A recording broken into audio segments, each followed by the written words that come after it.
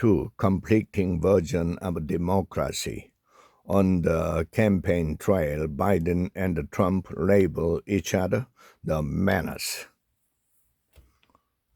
Polling shows voters prioritize issues like the economy.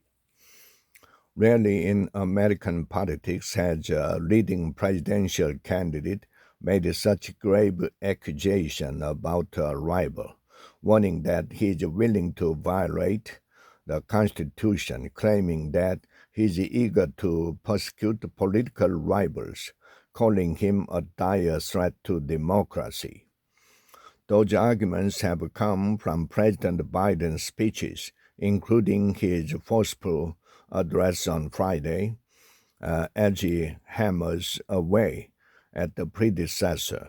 But they are also now being brazenly wielded by Donald J. Trump, the only president to try to overthrow an American election. 3 years after the former president's supporters stormed the U.S. Capitol, Mr. Trump and his campaign are engaged in an audacious and baseless attempt to paint Mr. Biden as the true menace to the nation's foundational underpinnings. Mr. Trump's strategy aims to upend a world in which he has publicly called for suspending the Constitution, vowed to turn political opponents into legal targets, and suggested that the nation's top military general should be executed. The result has been a salvo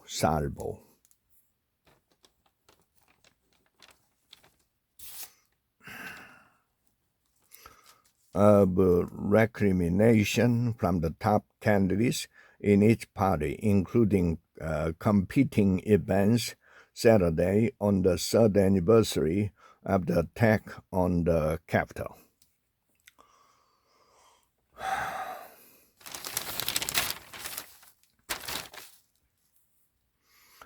In a New York Times Siena College poll last month, 93% of likely Democrat voters said they believed Mr. Trump had committed serious federal crime.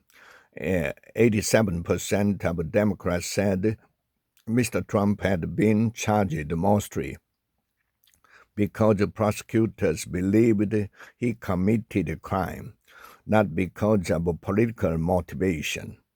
Both figures outpaced.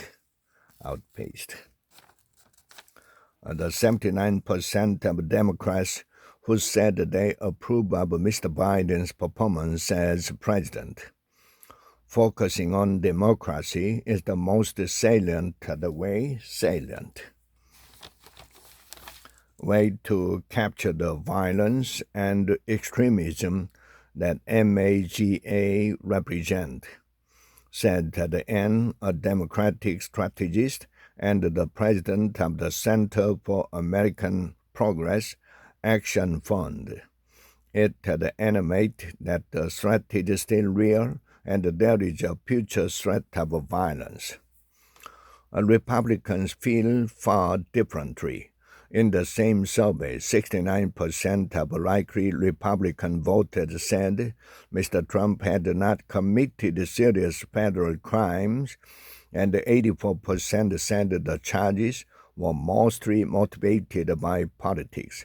I think it's all trumped up. They are just doing it to spite him.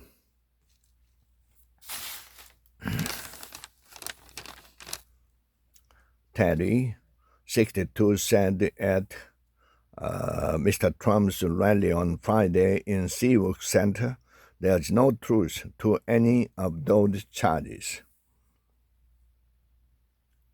One of the biggest questions for 2024 is whether moderate and independent voters in the general election, by the version of the democracy that Mr. Trump is trying to sell them,